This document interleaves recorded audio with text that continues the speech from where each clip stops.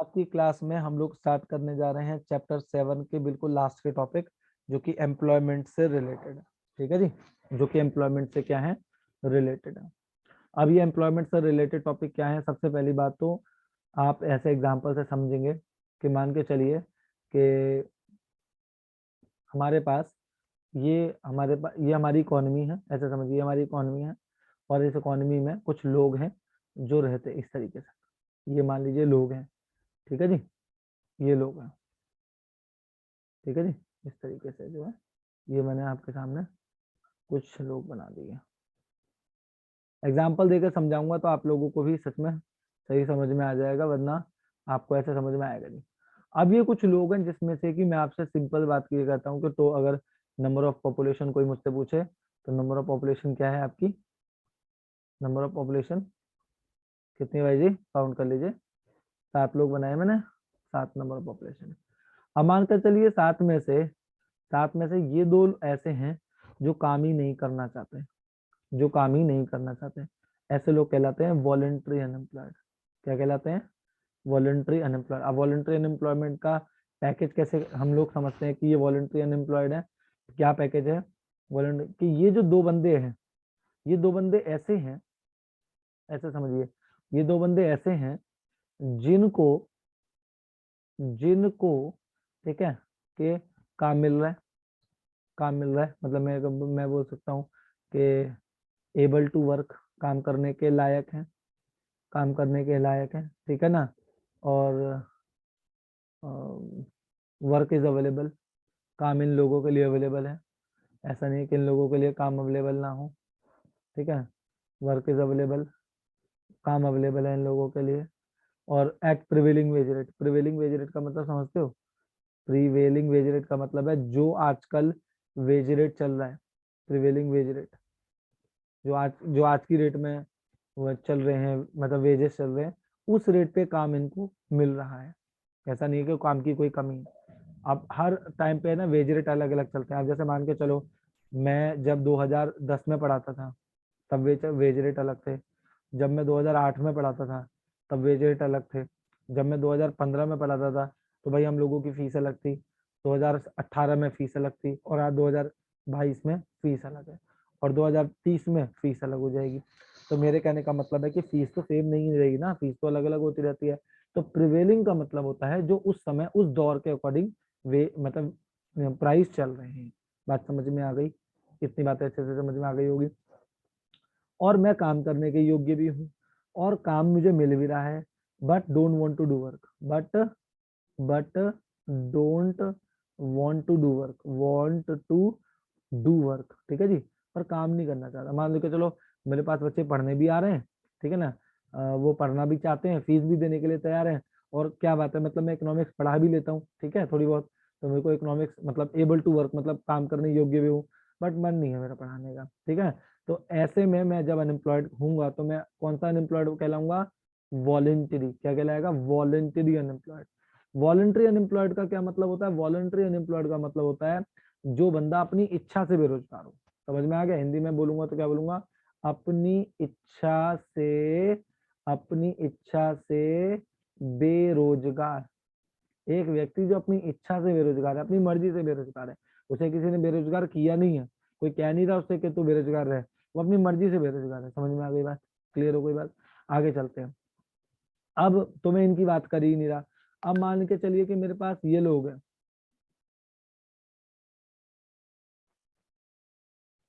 Meeting तो नहीं, meeting तो चल रही है, एक सेकेंड, एक सेकेंड लाइन पर रहिए।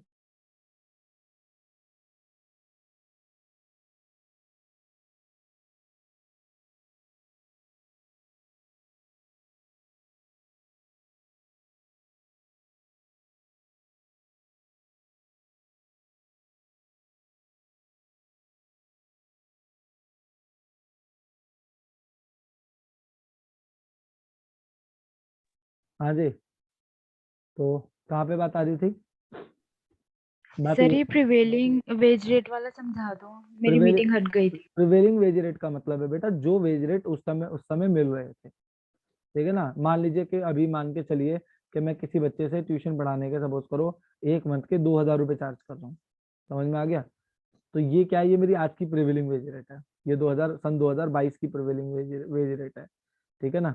लेकिन मान के चलो 2025 में यही फीस बढ़ के 3000 रुपये हो जाती है, तो ये उस समय की प्रिवेलिंग वेज रेट हो जाएगी। प्रिवेलिंग वेज रेट मतलब ओके सर। समय के अनुसार मिलने वाली वेजेस, ठीक है जी।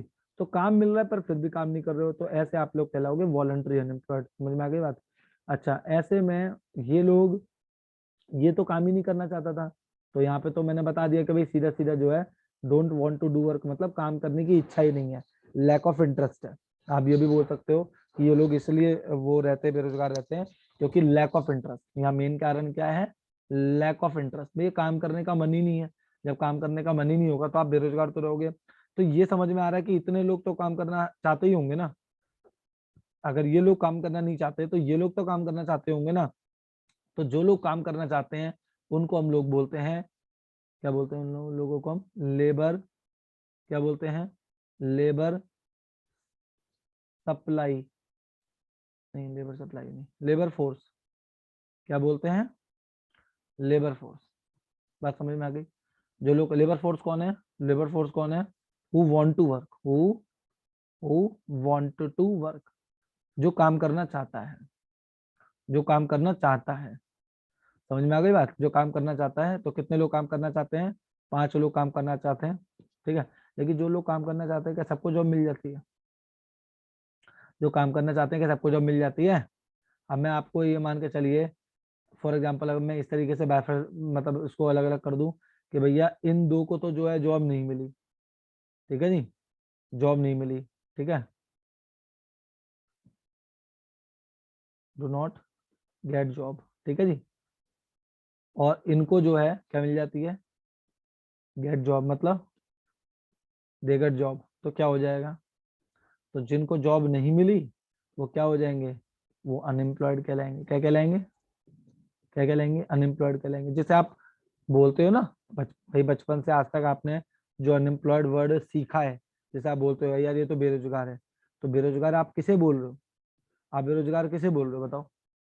किसे बेरोजगार बोल रहे हो? जो कि, जो कि who want to work, who want to, who want to work, who want to work at prevailing wage rate, at prevailing wage rate, जो काम करना चाहता है, ठीक है, but do not get work. समझ में आ गया? पर काम उसे नहीं मिल रहा, तो वो क्या कहलाएगा? वो अनएम्प्लॉयड कहलाएगा। भाई जी बात समझ में आ रही है? कई बच्चे कहते हैं सर ये यस सर। कई बच्चे कहते हैं सर मैक्रो पढ़ा रहे हो, पता नहीं क्या फालतू फालतू को टॉपिक करा रहे हो, है बेमतलब अच्छे खासे ग्राफ चल रहे थे, ये कहाँ से थ्योरी पर उतरा है? भाई जी अगली एक्सरसाइज कराऊंगा, अगला चैप्टर कराऊंगा, 6 नंबर का क्वेश्चन कराऊंगा, और 6 नंबर के क्वेश्चन में अगर ये नहीं समझा ना, तो 6 नंबर का क्वेश्चन पानी में चला जाएगा। इसको ध्यान से देख लेना, बाद में मत कहना। मैं तो सीधा सीधा डायग्राम कराऊंगा वहां पे, जल्दी जल्दी जल्दी जल्दी डायग्राम चलेंगे, और डायग्राम समझ में नहीं आने के, अगर ये चीज समझ में नहीं आई तो।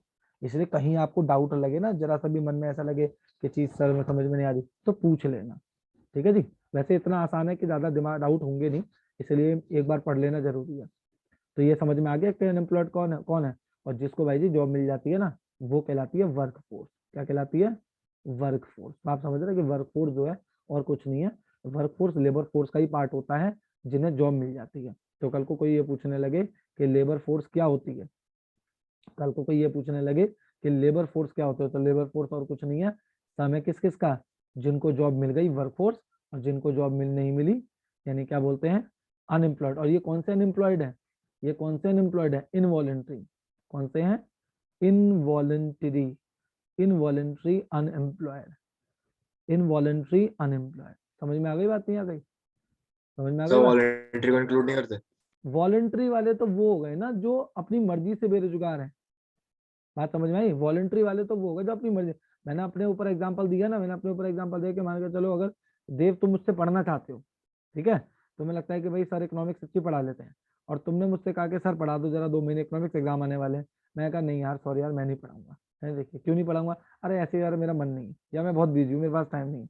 तो इसका मतलब मैं वॉलंटरी अनएम्प्लॉयड हूँ, मैं वॉलंटरी अनएम्प्लॉयड हूँ, मैं जानबूझ के अनएम्प्लॉयड हूँ। क्यों? मेरे को बच्चे भी आ रहे हैं पढ़ने के लिए, फीस भी देना चाह रहे हैं, मैं लेना ही नहीं चाह रहा। समझ में आया? लैक ऑफ इंटरेस्ट, मेरा इंटरेस्ट यस ही सर। नहीं है, मेरा इंटरेस्ट ही नहीं है। जब एक बात का जवाब दो, जब मेरा इंटरेस्ट ही नहीं होगा तो मैं तो अपनी मर्जी से बेरोजगार हुआ ना। मर्जी से बेरोजगार और बिना मर्जी के बेरोजगार में क्या फर्क है, बताइए। मर्जी से बेरोजगार, बिना मर्जी के बेरोजगार में क्या फर्क होता है? सर इंटरेस्ट का ही डिफरेंस है। भाई इंटरेस्ट का ही तो डिफरेंस है। वॉलंटरी अनएम्प्लॉयड जो होगा वो क्या है, क्या वॉलंटरी मतलब मर्जी से बेरोजगार है, और इनवॉलंटरी अनएम्प्लॉयड मतलब मर्जी नहीं है भाई बेरोजगार होने में, मजबूरी है। क्या है, मजबूरी। एक में मर्जी है और एक में मजबूरी है, दोनों में फर्क है, दोनों चीजों में। समझ में आ गई बात? Yes sir. तो ये चीजें आप लोगों को समझनी है। अब जो लोग, अब वर्कफोर्स आप लोग समझ गए भैया जो काम कर रहे हैं। अब यहाँ पे ये बात आती है कि जो लोग बेरोजगार हैं, जो लोग इनवॉलंटरी अनएम्प्लॉयड है, उनके लिए कारण क्या है? जो लोग इनवॉलंटरी अनएम्प्लॉयड है उनके कारण क्या है? ऐसा अब यहाँ से ज्यादा ध्यान से समझिए। अब अगर बात आती है इनवॉलंटरी अनएम्प्लॉयड, कि भाई जो लोग अपनी मर्जी से बेरोजगार नहीं है, ठीक है ना, जो मजबूरी से, ठीक है, यहाँ पे मैं लिख देता हूँ, मजबूरी है, मजबूरी की वजह से बेरोजगार है, ठीक है जी। और यहाँ पे मैंने क्या लिख दिया, ये किस वजह से है, ये मर्जी से बेरोजगार है, वॉलंटरी वाले। समझ में भाई? अब तो नहीं भूलोगे। तो जो मजबूरी से बेरोजगार है उनके कितने टाइप्स हो सकते हैं? बहुत अलग अलग टाइप की बेरोजगारी होती है। पहली होती है, क्या होती है, स्ट्रक्चरल अनएम्प्लॉयमेंट। क्या होती है? Structural structural unemployment. बच्चे कहते हैं सर ये क्या होती है, हिंदी में ऐसे बोलते हैं संरचनात्मक बेरोजगारी। बच्चे कहते हैं ये समझ में नहीं आया। भाई स्ट्रक्चरल वर्ड किससे बना है? स्ट्रक्चरल वर्ड किससे बना है? स्ट्रक्चर से। तो जब इकोनॉमी के स्ट्रक्चर में चेंज आने लगे, जब अर्थव्यवस्था के स्ट्रक्चर में चेंज आने लगे, और उस वजह से जो बेरोजगारी पैदा होती है उसे स्ट्रक्चरल अनएम्प्लॉयमेंट बोलते हैं। बच्चे कहते हैं कुछ कुछ आया समझ में, कुछ कुछ, पूरा नहीं आया अभी भी। देखो इकोनॉमी का स्ट्रक्चर कैसे बदलता है। जैसे मान लो अगर मैं आज से आप ये कह दूं, आज से मैं ये कह दूं भैया change in technology of production, change in technology of production, तो क्या इकोनॉमी के स्ट्रक्चर में चेंज आएगा या नहीं आएगा? बिल्कुल आएगा। आएगा सर। आप ये देखिए कोचिंग पढ़ाने का या स्कूल पढ़ाने में या कॉलेज में पढ़ाने का पहले तरीका अलग हुआ करता था। पहले हमें जरूरत होती थी मार्कर की, है, चौक चौक की जरूरत होती थी, क्योंकि हम मोस्टली ऑफलाइन ही पढ़ा रहे थे सारे टीचर। 90% टीचर ऑफलाइन पढ़ाते थे, 90% बोल रहा हूँ। ये तो जस्ट 10% है जो आपको ऑनलाइन प्लेटफॉर्म पे दिखते हैं, वरना आज भी जो बेसिक जो क्राउड है वो तो सब ऑफलाइन से जुड़ा हुआ है। अच्छा जी, अब कहानी क्या बनती है? अब कहानी ये बनती है कि जब से कोरोना आया है तब से क्या टेक्नोलॉजी चेंज हुई है या नहीं हुई? बिल्कुल हुई है। अब जो जैसे हम लोग पहले प्रोडक्शन कर रहे थे, जैसे हम लोग पहले काम करने की कोशिश कर रहे थे, अब हम वैसे काम नहीं कर रहे हैं, कोई नहीं कर पा रहा काम। तो क्या टेक्नोलॉजी के चेंज होने से आपको ये नहीं लगता कि इकोनॉमी का स्ट्रक्चर चेंज हो गया है, काम करने के पैटर्न बदल चुके हैं? तो इसी को बोलते हैं स्ट्रक्चरल चेंजेस। अब ऐसा भी हो सकता है कि ये ऑनलाइन, जैसे पहले ऑफलाइन पढ़ाते थे, मान लो कुछ टीचर पहले ऑफलाइन पढ़ा रहे हैं, मैं अपने ऊपर ही एग्जांपल लेता हूँ, मान लो मैं ऑफलाइन पढ़ा रहा हूँ, बट जब ऑनलाइन हो गया तो भाई साहब अब हमें लैपटॉप पे पढ़ाना पड़ेगा, अब हमें नई नई टेक्नोलॉजी, नई नई ऐप के थ्रू पढ़ाना पड़ेगा, और मेरे को नहीं आता भाई साहब कुछ भी, मेरे को कुछ नहीं आता मान लो, तो क्या मैं पढ़ा पाऊंगा? नहीं पढ़ा पाऊंगा। तो मैं न चाहते हुए भी बेरोजगार हो जाऊंगा। क्यों हो जाऊंगा? क्योंकि जब मैं नई टेक्नोलॉजी को जब अडॉप्ट ही नहीं कर पा रहा, जब मैं उसके साथ एक तरीके से तालमेल ही नहीं बिठा पा रहा, तो मेरा तो बेरोजगार होना तय है। बात समझ में आ रही है? तो जब भी टेक्नोलॉजी बदलती है, और यदि आप ही मान लो किसी कंपनी में जॉब जॉब कर रहे हो, और टेक्नोलॉजी आती रहती है हर कंपनी में, कभी कोई 6 महीने में आ रही है, 2 महीने में आ रही है, कभी कभी तो हफ्ते 15 दिन में भी टेक्नोलॉजी चेंज हो जाती है। और यदि आप नई टेक्नोलॉजी के साथ कोप अप कर गए, यदि बैलेंस आपने बिठा लिया, नई टेक्नोलॉजी आपको आती होगी, आपने सीख ली जल्दी, तो आप अपनी जॉब बचाए रखोगे, अदरवाइज आपको जॉब से निकाल दिया जाएगा। बताइए हाँ या ना? अब कहानी क्या कहती है? कहानी ये कहती है कि टेक्नोलॉजी में चेंज आने से क्या कुछ लोगों की जॉब नहीं जाती होगी? तो भाई जी जिन लोगों की जॉब जाती है ना, उन्हीं लोगों को बोलते हैं स्ट्रक्चरल अनएम्प्लॉयड पीपल। समझ में आ गई बात? समझ में आ गई अच्छे से? ठीक है। ऐसे ही मैं बोल सकता हूँ यस सर। ऐसे मैं बोल सकता हूँ जैसे चेंज इन डिमांड। मान लीजिए इकोनॉमी में डिमांड का पैटर्न बदल गया। पहले जिन चीजों की डिमांड होती थी, मान लो मैं फॉर एग्जाम्पल, मान लो मैं कीपैड वाले मोबाइल बेच रहा हूँ, एक बात समझना, मैं कीपैड वाले मोबाइल बेच रहा हूँ या बना रहा हूँ, ठीक है। इसका सबसे सुंदर एग्जांपल जो आता है मुझे नोकिया के साथ आता है। मैं एग्जांपल देता हूँ। कभी किसी जमाने में नोकिया का दबदबा था मोबाइल मार्केट में, और नोकिया का दबदबा था, मतलब मैं आपके सामने अगर मैं बात छेड़ूं तो ये बात मैं करूंगा सन 1990 या 95 से लेके और 2005 तक, 2010 तक भी बोलूंगा इवन, नोकिया का मार्केट में सही अच्छा खासा दबदबा था। ठीक है जी, नोकिया के फोन बड़े जबरदस्त चलते थे। अब तो पता नहीं, ज्यादातर बच्चों ने अब सुनने भी बंद कर दिए होंगे कि पता नहीं नोकिया नाम का फोन आता भी नहीं था। भाई साहब नोकिया का मार्केट में दबदबा था। सबसे पहला कैमरे वाला फोन नोकिया ने डाला मार्केट के अंदर, और बड़े बड़े महंगे महंगे फोन नोकिया ने निकाले। लेकिन कहानी क्या हुई, कहानी हुई कि टेक्नोलॉजी बदली, या ये कह दीजिए कि डिमांड बदली। उसी टाइम पर टच स्क्रीन वाले फोन आने शुरू हुए, टच स्क्रीन वाले फोन। अब कहानी क्या कहती है, जब टच स्क्रीन वाले फोन हुए तो नोकिया ने टच स्क्रीन वाले फोन को अडेप्ट नहीं किया, हालांकि बाद में उसने निकाला। लेकिन कहते हैं ना कि जो पहले मार्केट में जिसने काम कर दिया, जिसने पहले मार्केट के अंदर नई चीज लॉन्च कर दी, भाई उसका मार्केट में दबदबा हो जाता है। तो उसके बाद क्या हुआ कि जब टच स्क्रीन वाले फोन आने शुरू हुए धीरे धीरे, तो नोकिया को भी टच स्क्रीन सेम टाइम पे लॉन्च कर देने चाहिए थे, और उसी तादाद में लॉन्च कर देने चाहिए थे। क्योंकि जो मान लो मेरे पास ही मान के चलो नोकिया का फोन है और कीपैड वाला फोन है, और मैं नोकिया पे बड़ा भरोसा करता हूँ, चलता भी अच्छा था, और फिर मेरे को लगा नहीं यार आजकल जमाना टच स्क्रीन का आ गया है, तो मैं यही देखूंगा ना सबसे पहले कि नोकिया का टच स्क्रीन का कौन सा आ रहा है। लेकिन पता लगा नोकिया ने तो टच स्क्रीन का फोन मार्केट में लॉन्च ही नहीं करा। तो उस समय मार्केट जो है वो सैमसंग ने उठा ली, क्योंकि सैमसंग ने जो है वो टच स्क्रीन वाले फोन जो है दबादब मतलब लगाने शुरू करे। छोटे छोटे फोन जो है 3-3 हजार के, 4-4 हजार रुपए के, और फिर बड़े बड़े वाले भी फोन सैमसंग ने लॉन्च करने शुरू किए। और धीरे धीरे धीरे धीरे लोग, अब टच स्क्रीन लोगों को अच्छा लगता था, बट भाई कीपैड के कंपेरिजन टच स्क्रीन आराम से चलता था। तो ये लगा के चलिए कि धीरे धीरे धीरे धीरे मार्केट पूरी जो है वो कैप्चर कर ली किसने, सैमसंग ने। और ये समझ लीजिए भाई जी, नोकिया की तो मार्केट ऐसे खत्म हो गई। ऐसे लोगों को ये लगा कि नोकिया कभी था ही नहीं मार्केट का, कभी था ही नहीं। और जबकि नोकिया इतना था, जैसे आज की डेट में आप जैसे सबसे ज्यादा ब्रांड मानते हैं कि भाई जो सबसे ज्यादा लोगों के बीच पॉपुलर है, जैसे रेडमी का फोन हो गया या सैमसंग का फोन हो गया, इनसे कहीं ज्यादा डिमांड, कलेक्टिव डिमांड नोकिया की अकेले की थी। लेकिन देखिए धीरे धीरे गायब हो गया।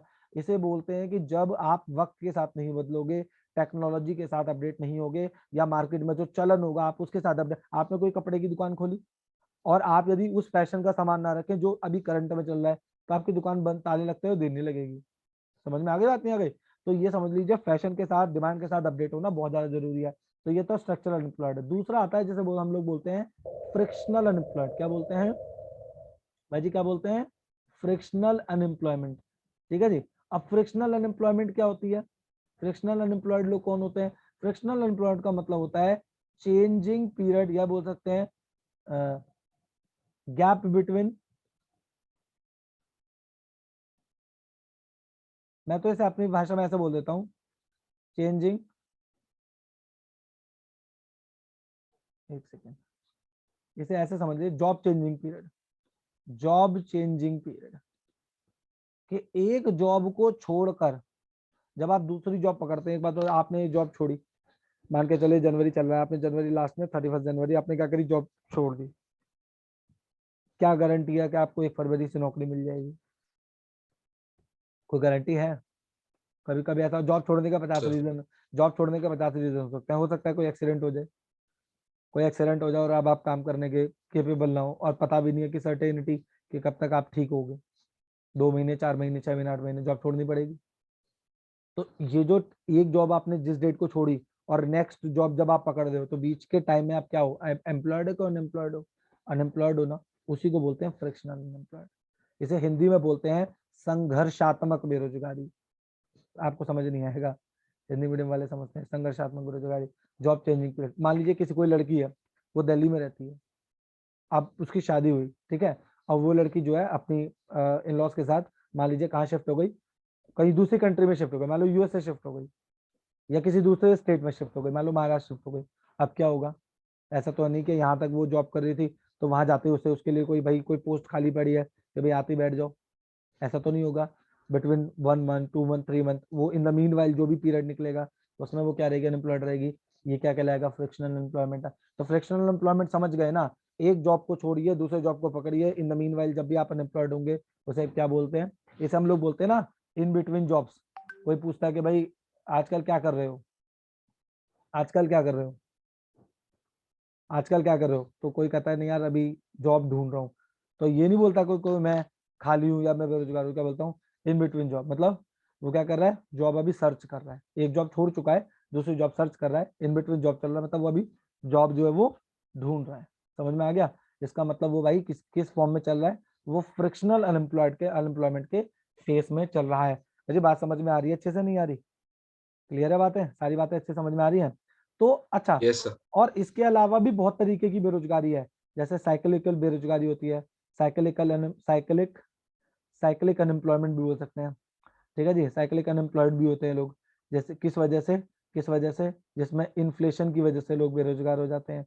इन्फ्लेशन हो जाए, डिफ्लेशन हो जाए, ठीक है जी, इन्फ्लेशन डिफ्लेशन, है ना, और बूम बूम, ठीक है जी, रिकवरी, एक्सेट्रा एक्सेट्रा। ये क्या है, ये सारे फेजेस हैं, ये सारे क्या है, ये फेजेस है, phases of business cycle, phases of business cycle, व्यापार चक्र के बिजनेस। मैंने पढ़ाया भी होगा, अगर आपने कभी ध्यान दिया हो, मैंने बिजनेस साइकिल पढ़ाया होगा कि इन्फ्लेशन होता है, बूम की सिचुएशन होती है, रिकवरी होती है, पढ़ा दूंगा बाद में।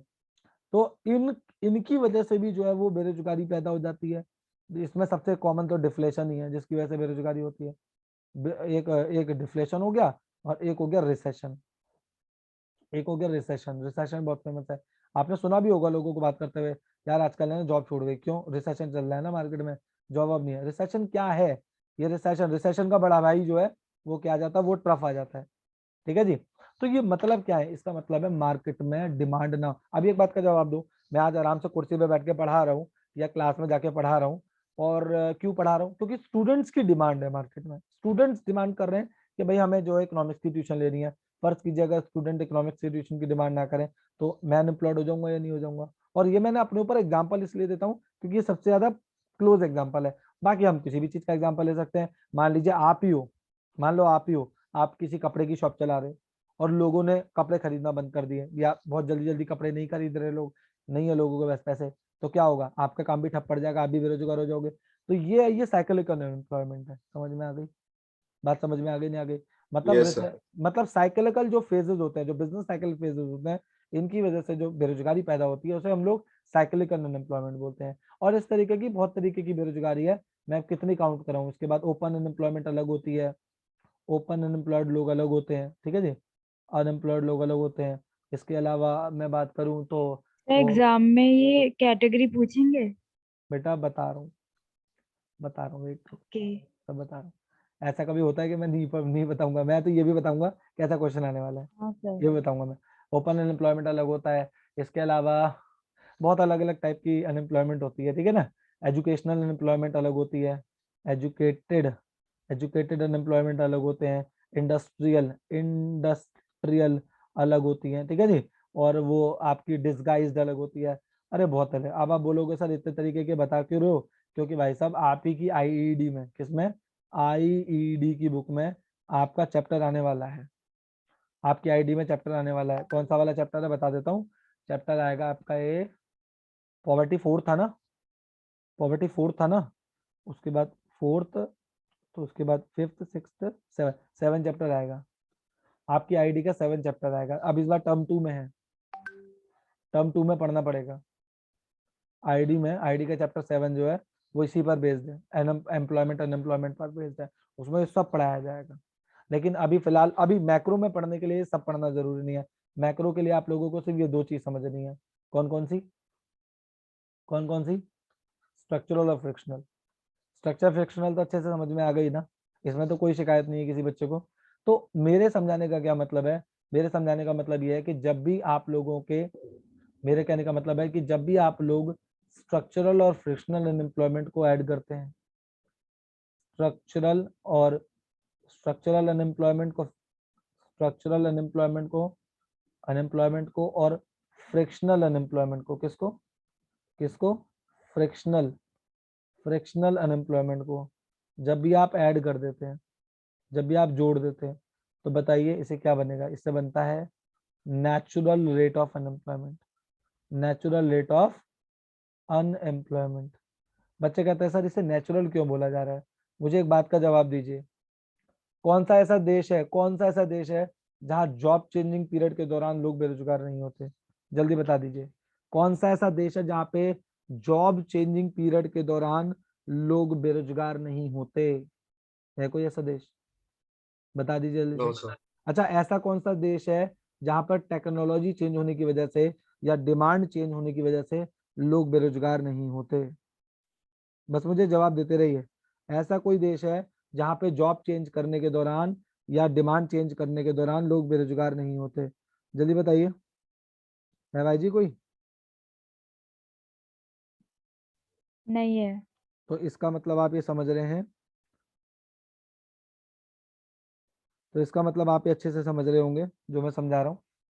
मैं ये समझाने की कोशिश कर रहा हूँ आप लोगों को कि ये दो ऐसी अनएम्प्लॉयमेंट थी, ये दो ऐसी अनएम्प्लॉयमेंट थी जो कि आपकी कैसी हैं, कैसी है, नेचुरल। नेचुरल मतलब हम बोलते हैं ना ये तो नेचुरल है। नेचुरल का क्या मतलब है, what is natural hair? Natural मतलब, नेचुरल मतलब प्राकृतिक।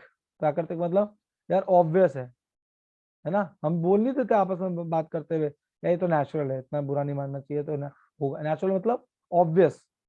हम कई बार ऑब्वियस के लिए नेचुरल वर्ड यूज कर लेते हैं। नेचुरल है इसका मतलब ऑब्वियस है, होना ही होना है। तो इसका मतलब कोई देश ऐसा है जहाँ पे स्ट्रक्चरल एम्प्लॉयमेंट या फ्रिक्शनल एम्प्लॉयमेंट होती ही ना हो, होगी ना। इसका मतलब NROU जो है, मतलब मेरे कहने का मतलब ये है, आपको ये नोट कर लेना चाहिए कि जो आपकी नेचुरल रेट ऑफ अनएम्प्लॉयमेंट है, क्या वो कभी जीरो हो सकती है? क्या वो कभी जीरो हो सकती है? क्या कभी ऐसा हो सकता है किसी देश में लोग स्ट्रक्चरल या फ्रिक्शनल अनएम्प्लॉयमेंट अनएम्प्लॉयड ना हो? बताओ। No, sir. ऐसा नहीं हो सकता ना भाई। एक ना एक आध तो स्ट्रक्चरल या एक ना एक आध तो फ्रिक्शनल अनएम्प्लॉयड रहेगा। अब जैसे कि अभी ये समझिए, मैंने आपसे ये कहा था जैसे ये 5 बंदे हैं, देखिए जरा इस बॉक्स में, ब्लू बॉक्स में, ये 5 बंदे हैं, 1 2 3 4 5, जैसे लेबर फोर्स बोला था। इन 5 में से मैं कहता हूँ क्या सबको जॉब मिल जाएगी क्या? जल्दी बताइए। ये वही 5 लोग हैं, जल्दी बताइए। ये वही 5 लोग हैं, बताइए। No, sir. सबको जॉब दे दोगे क्या तुम लोग? मैं बस इतना पूछ रहा हूँ कि अगर आप कितना भी सबको जॉब देने की कोशिश करो, तब भी एक ना एक तो रह ही जाएगा ना, रह ही जाएगा ना, रह जाएगा नहीं रह जाएगा? तो मैं आपसे कह रहा हूँ कि यदि जब आप फुल एम्प्लॉयमेंट पढ़ते हैं, इसका मतलब क्या होता है फुल एम्प्लॉयमेंट का? फुल एम्प्लॉयमेंट का क्या मतलब होता है? फुल एम्प्लॉयमेंट का मतलब होता है, अगर मैं शुद्ध हिंदी में बोलूं, तो फुल एम्प्लॉयमेंट का मतलब होता है सबको रोजगार देना, या सबको रोजगार या नौकरी, रोजगार या नौकरी जो भी आप बोलना चाहो। ठीक है, सबको रोजगार होना चाहिए या सबके पास नौकरी होनी चाहिए। किसी के पास भी ऐसा नहीं होना चाहिए कि नौकरी ना हो। लेकिन अभी अभी ये तो कॉन्ट्राडिक्ट हो गई ना दोनों बातें।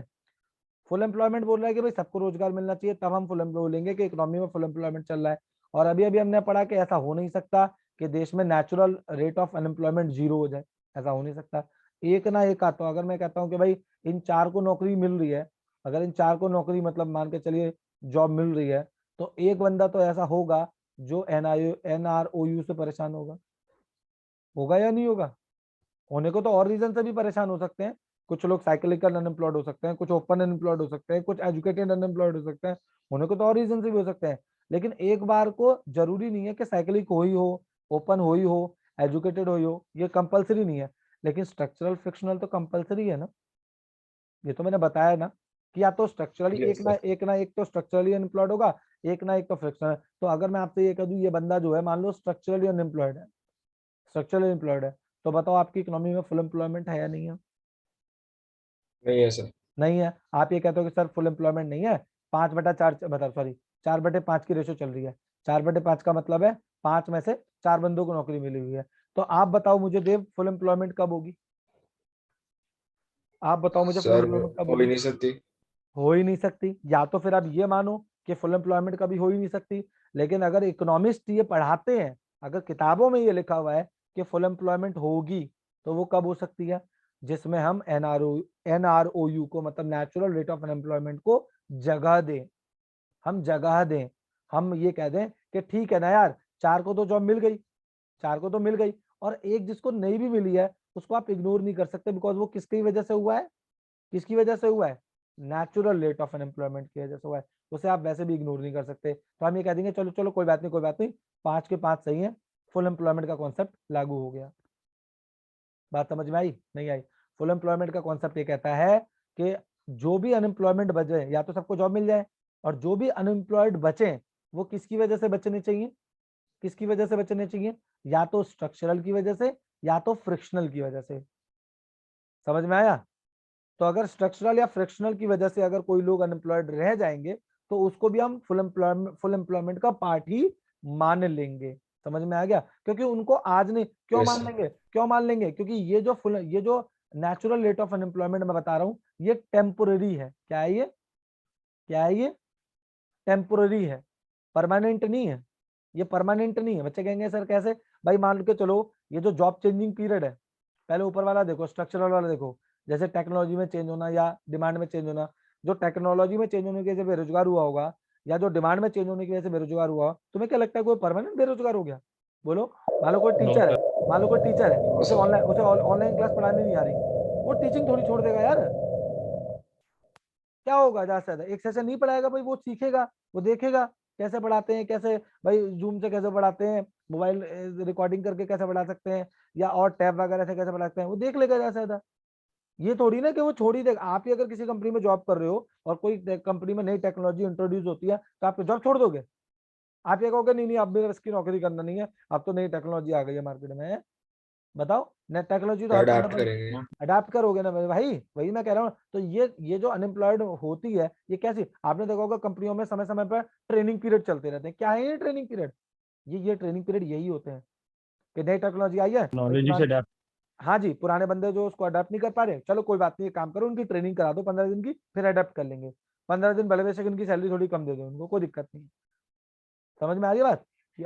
या मान के चलो 15 दिन अगर हमने काम भी करवा रहे हैं, तो 15 दिन के काम में 15 दिन के काम में इनको एक काम करो, 4 घंटे वैसे काम करवाओ, कंपनी का काम कराओ, 4 घंटे की ट्रेनिंग कराओ। एक जरा मैं 1 मिनट इजाजत लूंगा।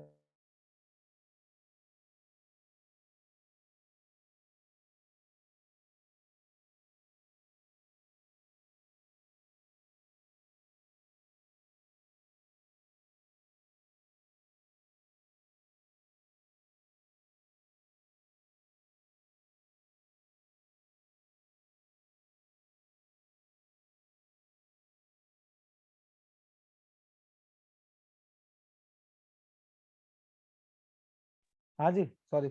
हाँ जी, बात समझ में आई नहीं आई? बताइए फटाफट से। बात समझ में आई नहीं आई अच्छे से? लॉजिक क्लियर चल रहे हैं? तो अगर कोई बंदा साइकिलिकल, मतलब इन दो के अलावा, स्ट्रक्चर और फ्रिक्शनल के अलावा साइकिलिकल रूप से बेरोजगार है, अनएम्प्लॉयमेंट ओपन एम्प्लॉयड है, या एजुकेटेड या और कोई सी रीजन से बेरोजगार है, तब तो हम उसे फुल एम्प्लॉयमेंट का पार्ट नहीं मानेंगे। लेकिन स्ट्रक्चरल और फ्रिक्शनल दो ऐसी अनएम्प्लॉयमेंट हैं जिसे आप लोग फुल एम्प्लॉयमेंट का पार्ट मानेंगे, जिसे आप कभी भी इग्नोर क्या नहीं कर सकते, नहीं कर सकते। भाई जी बात समझ में आ गई या नहीं आ गई? जल्दी बता दो फटाफट Yes, sir. आगे. अगर ऐसा लग रहा हो तो। आगे नहीं आ गई? तो अब यदि आप अपनी किताब के अंदर झांक के देखेंगे, यदि आप अपनी किताब जाए, तो आपको फुल एम्प्लॉयमेंट का मतलब मैंने बता दिया, आगे पढ़िए।